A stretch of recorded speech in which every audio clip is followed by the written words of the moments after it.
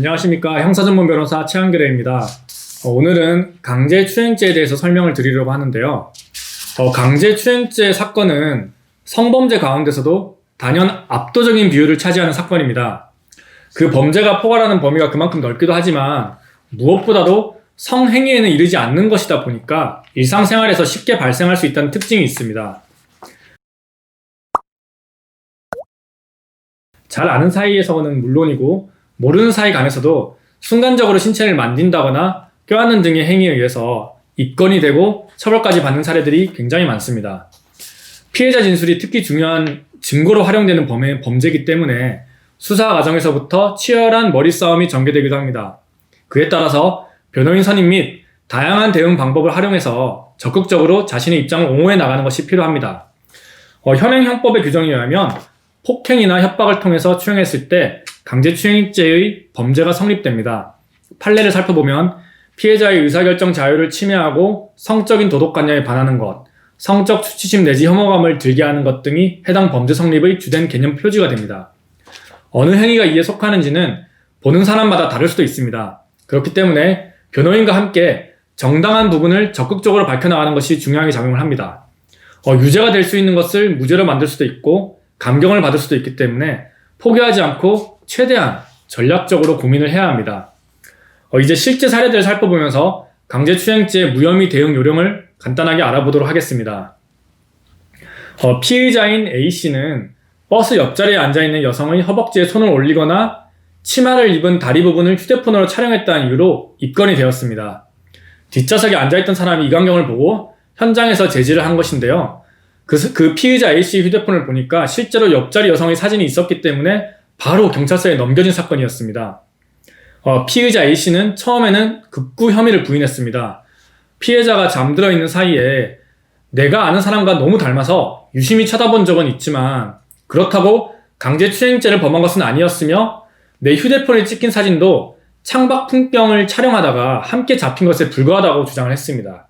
하지만 해당 사진과 영상을 보면은 정확히 그 여성의 다리에 초점이 맞추어져 있었기 때문에 그 피의자의 진술이 크게 설득력을 얻지는 못했습니다.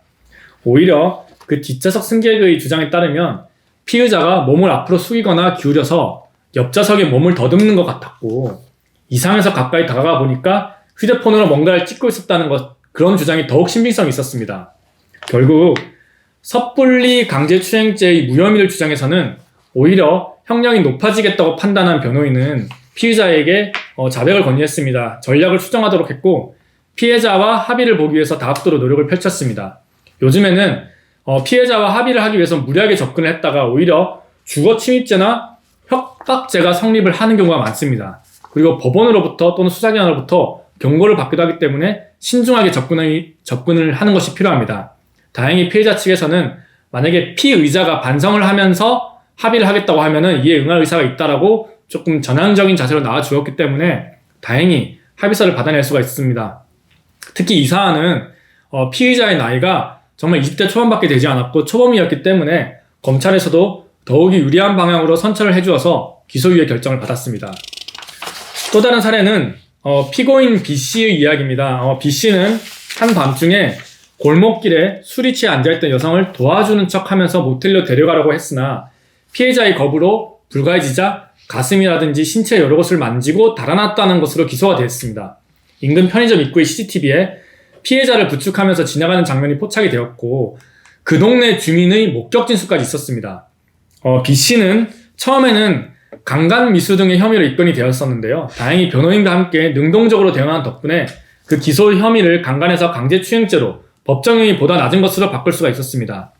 하지만 법정에서 강제추행죄의 무혐의가 아닌 유죄로 인정을 받고 형량 선고를 받는 것 또한 B씨의 입장에서는 다소 가혹하게 여겨졌습니다.